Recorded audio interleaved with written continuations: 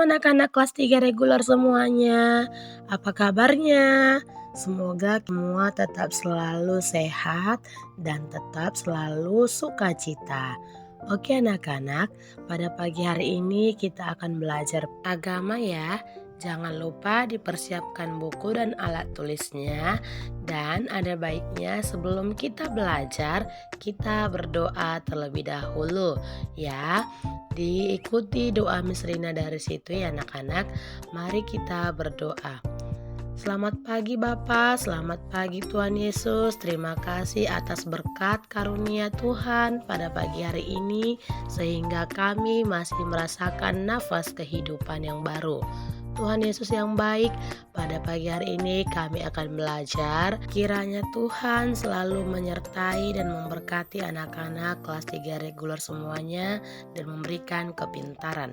Berkati juga kedua orang tua kami Tuhan, berikan mereka kesehatan, rezeki dan umur yang panjang. Terima kasih Tuhan Yesus, dalam nama anak-Mu Tuhan Yesus Kristus, Juru Selamat kami yang hidup. Amin. Oke anak-anak, selamat belajar ya. Dan jangan bosan untuk melihat video pembelajaran kita, yaitu tentang pembaruan atau perubahan yang menghasilkan kejujuran, yang terdapat dari kitab Lukas tentang Zakheus. Oke, selamat belajar. Semangat, salam sehat. Tuhan memberkati.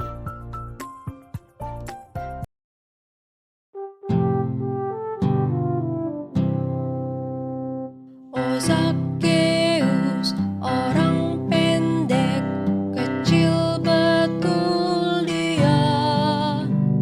Dia panjat pohon ara, hendak melihat Yesus.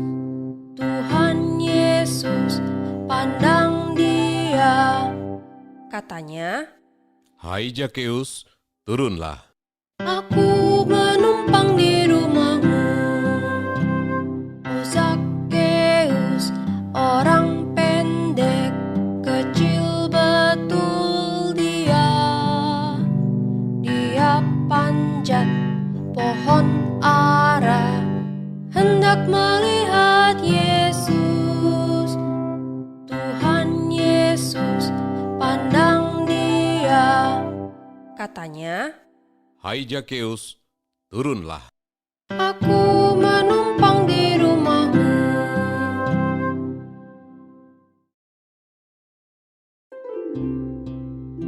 Salam adik-adik. Hari ini firman Tuhan yang akan kita baca terdapat di dalam Injil Lukas pasal 19 ayat 1 sampai 10.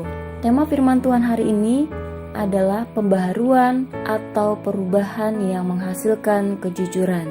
Ayat hafalan kita terdapat di dalam Injil Lukas pasal 19 ayat yang ke-10. Demikian bunyi firman Tuhan, sebab anak manusia datang untuk mencari dan menyelamatkan yang hilang. Nah, hari ini kakak mau bercerita tentang seseorang yang sangat senang sekali karena kedatangan tamu spesial. Pada waktu itu, ketika Tuhan Yesus masih ada di dunia ini, dia melayani, dia mengajar orang banyak, dia menyembuhkan orang yang sakit, dia pergi ke kota, dia juga pergi ke desa, bahkan kemanapun dia pergi, pasti ada orang yang mengikutinya.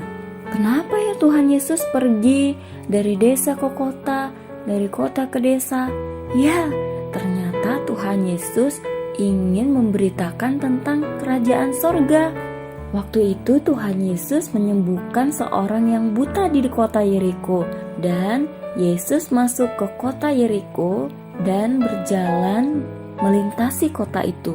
Banyak sekali orang yang berdatangan untuk melihat Tuhan Yesus, karena waktu itu mereka sudah mendengar cerita-cerita tentang Tuhan Yesus yang hebat. Dia yang berkuasa menyembuhkan orang yang sakit, mengadakan mujizat. Nah, pada waktu Tuhan Yesus melewati kota Yeriko dan masuk di kota itu, Tuhan Yesus di sana bertemu orang banyak. Nah, di situ ada seorang yang bernama Zakheus. Dia adalah seorang yang sangat kaya raya. Dia adalah kepala pemungut cukai. Ia mengambil pajak lebih dari yang telah ditentukan. Nah, mengambil hak milik orang lain itu adalah dosa. Apa itu dosa? Dosa adalah melanggar perintah Tuhan. Ketika seseorang melanggar perintah Tuhan, apa yang dimaksud? Dia mendapatkan upah. Bukan hidup yang kekal yang diterimanya, tetapi mati selama-lamanya di neraka. Orang berdosa dihukum oleh Allah dan terpisah oleh Allah selama-lamanya di api neraka. Nah, tadi kan dikatakan bahwa Yesus mau lewat di kota Yeriko dan Sakeus penasaran adik-adik. Ia ingin melihat Tuhan Yesus, namun tidak bisa karena badannya pendek. Walaupun ia orang dewasa, tapi badannya pendek adik-adik. Nah, akhirnya dia berinisiatif untuk memanjat pohon ara. Dia ingin melihat Tuhan Yesus dari atas pohon ara itu. Lalu ia memanjat pohon ara itu. Lalu waktu dia memanjat pohon ara, Tuhan Yesus melihat ke atas dan Yesus berkata bahwa ia akan menumpang di rumah Sakeus. Lalu Tuhan Yesus berkata, "Sakeus, segeralah turun, sebab hari ini aku harus menumpang di rumahmu." Lalu Sakeus segera turun dan dia menerima Tuhan Yesus di rumahnya dengan sukacita. Tetapi semua orang yang ada di sekelilingnya, orang-orang banyak itu ketika melihat Yesus ingin menumpang di rumah Sakeus, mereka bersungut-sungut. Mengapa ia menumpang di rumah orang berdosa? Dia kan suka memeras harta orang lain, suka memeras orang lain dan merugikan orang lain. Tetapi Sakeus berdiri dan berkata kepada Tuhan, "Tuhan, setengah dari milikku akan kuberikan kepada orang miskin, dan sekiranya ada sesuatu yang kuperas dari orang lain akan aku kembalikan 4 kali lipat." Sakeus berkata demikian di depan banyak orang. Lalu Tuhan Yesus berkata, "Hari ini telah terjadi keselamatan kepada rumah ini, karena orang ini pun anak Abraham. Sebab anak manusia datang untuk mencari dan menyelamatkan yang hilang." Jadi walaupun Sakeus adalah orang berdosa, Tuhan Yesus ingin Sakeus diselamatkan.